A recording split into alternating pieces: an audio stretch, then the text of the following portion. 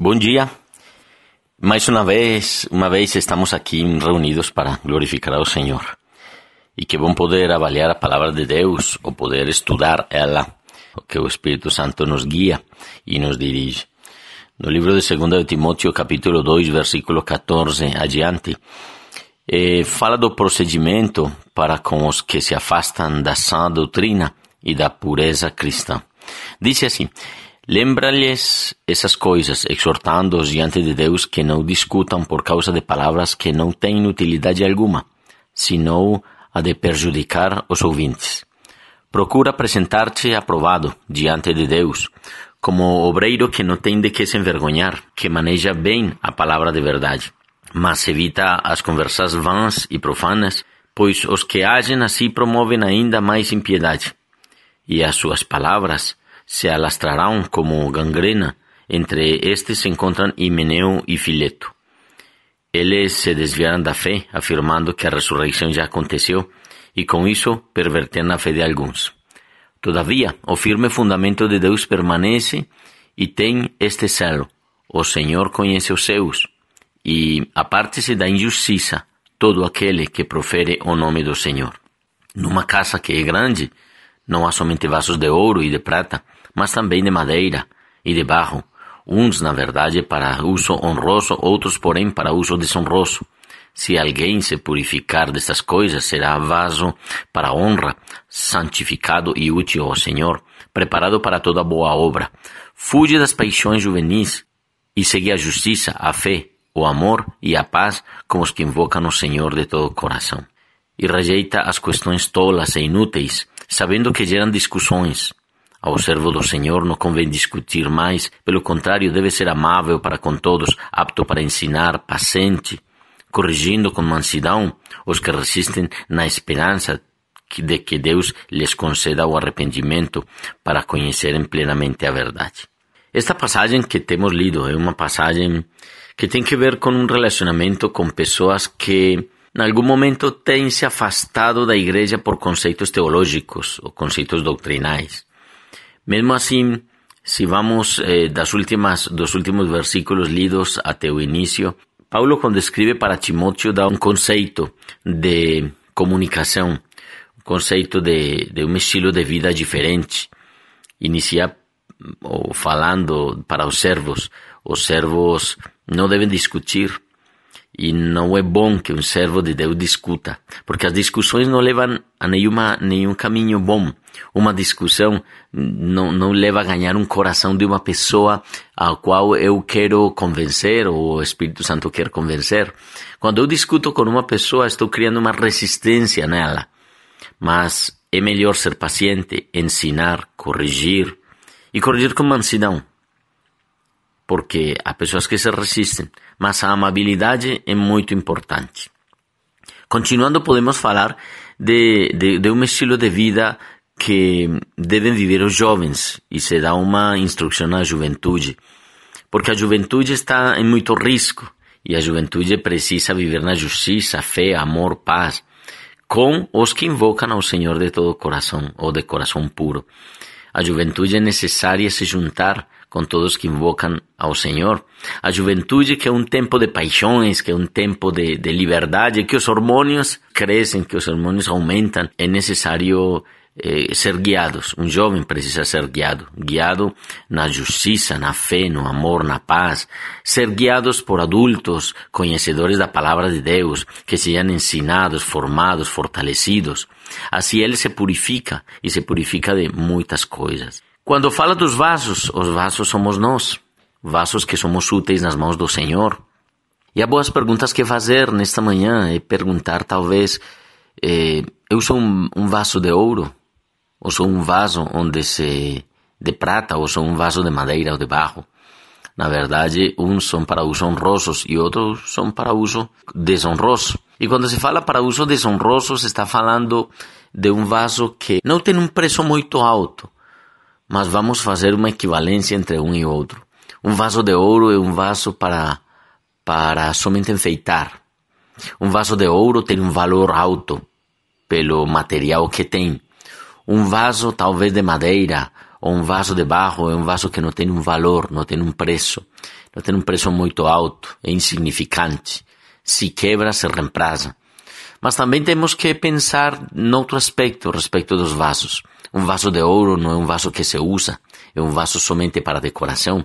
Um vaso de ouro é um vaso que simplesmente fica colocado em um lugar e se enche de pó. Mesmo o preço é igual e o preço permanece. Mas um vaso, segundo o que diz Paulo, um vaso de desonra é um vaso que se usa continuamente. É um vaso onde se carregava antigamente água. É um vaso onde se utilizava ou ainda se usa para coisas do menester diário, das coisas diárias, do que se faz diariamente. Há pessoas que na sua labor diária gostam mais de executar. Gostam mais de fazer, mais do que figurar, mais do que aparecer. Mesmo assim, Paulo coloca este exemplo dos vasos, mas é um chamado também às nossas vidas. Às vezes nós queremos nos mostrar muito, às vezes nós queremos ter um valor muito alto dentro dos lugares onde estamos. Isso é bom, porque nos avalia pessoal, é importante. Mas nunca deve ser maior do que valorizar as outras pessoas. A Bíblia nos ensina que ninguém deve ter um conceito maior do que deve ter. E nós temos um conceito ao frente do Senhor. Um conceito pelo que Jesus fez na cruz do Calvário por mim. Nesse conceito todos temos um valor. E por isso Paulo fala dos vasos de ouro. Todos devemos ser vasos de ouro. Você deve ser um vaso de ouro. Eu devo ser um vaso de ouro. Mas também os vasos de barro e os vasos de madeira são vasos que se usavam para o dia a dia. Também na utilidade ao Evangelho, mesmo que Paulo não expresse aqui esse conceito, mas podemos aplicar esse conceito também nas nossas vidas hoje. O que nós fazemos é importante. Às vezes não é útil um vaso de ouro para certas funções. Um vaso de madeira é perfeito. Um vaso de metal, talvez. E é necessário que nós sejamos úteis na obra de Deus sem deixar de lembrar o verdadeiro valor que temos em Deus. Podemos também ler aqui respeito das pessoas que se afastam. E diz no versículo 15 que eu devo procurar apresentar-me aprovado diante de Deus. Deus me escolhe, me chama e me capacita. Então, o que eu devo cada dia pensar é que devo me apresentar diante de Deus limpo. Deus quer limpar as nossas roupas, os nossos erros, Ele limpa, as nossas equivocações, Ele limpa. Mas o mais importante é que eu tenha uma atitude realmente de coração de estar diante dEle, que Ele me perdoe, pedir perdão a Deus, para estar limpo. Essa atitude que eu devo ter diante de Deus, aprovado diante de Deus. Mas também, diz, obreiro que não tem de que se envergonhar. Há coisas que talvez você tenha vergonha de si mesmo, da obra, do que faz, do que não faz. Então corrijamos, voltemos à presença de Deus. E por último diz que maneja bem a palavra da verdade. E isso é muito importante. Poder conhecer e poder ter os critérios bíblicos para poder saber o que falar, onde ir, como expressar a palavra de Deus com mansidão, com entrega, sendo paciente, sendo apto, sendo amável, com mansidão, com esperança de que essa pessoa com a qual falo mude de vida. Ser testemunha de Deus quer dizer que eu assumo também uma responsabilidade de poder pensar nos demais, nos outros, nos corações dos outros, nas vidas dos outros que precisam esperança. Este é o momento para o qual nós devemos pensar e nós devemos realmente, ao que diz 2 Timóteo capítulo 2, poder discernir o que Deus quer conosco. Há pessoas que se afastam, essas pessoas que se afastam, como fala como é o caso de Himeneu e Fileto, que diz a palavra de Deus, que se desviam da verdade. Bom, são pessoas que sempre em todas as igrejas aparecem, sempre em todas as comunidades aparecem. Devemos deixar que eles continuem seu caminho. Nós olhando adiante, buscando a presença de Deus, buscando o poder do Espírito Santo, deixando que Ele faça, que Ele realmente trabalhe, que Ele realmente faça uma obra sobrenatural em mim. Então, ali eu, com Deus, olhando ao prêmio do supremo chamamento em Cristo Jesus.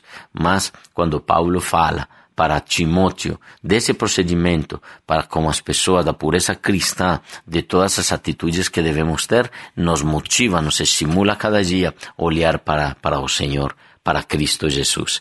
Que nosso desafio de hoje seja decorar a palavra de Deus para que quando eu possa andar pelo caminho, eu possa estar no carro, quando eu possa caminhar ou quando eu tenha algumas atividades, o Espírito Santo pegue essa palavra de Deus e traga ao meu coração e assim possa meditar e possa deixar que o Espírito Santo realmente fale o que Ele quer falar para mim. Não sendo mais, eu quero fazer uma pequena oração, pedindo a bênção de Deus para vocês, para mim, e que nossas vidas sejam desenvolvidas no amor, no crescimento e no desenvolvimento nele, somente para Ele. Vamos orar. Amado Deus, que bom nesta manhã nos juntar, orar, escutar este áudio, poder pedir Tua bênção para que cada pessoa que escute realmente receba de Deus sabedoria, inteligência, receba de Deus a motivação, receba de Deus um tempo especial no qual neste dia a guia do Espírito Santo que está conosco nos vai levar com sua mão direita. Peço para Deus que o Espírito Santo avive o fogo do Espírito em nós, que o Espírito Santo realmente restabeleça toda essa visão espiritual, essa motivação espiritual e esses desafios que temos em Cristo Jesus. Eu peço que a glória de Cristo seja sobre cada um dos que escutam este áudio e que a bênção do Senhor seja multiplicada em todo, como fala a palavra de Deus. Em nome de Jesus damos graças, louvamos Teu nome e exaltamos Teu nome santo, Pai. Amém. Muito bem, gente, amanhã nos encontramos novamente escutando este áudio para a glória e honra do nosso Senhor Jesus Cristo. Tchau, tchau.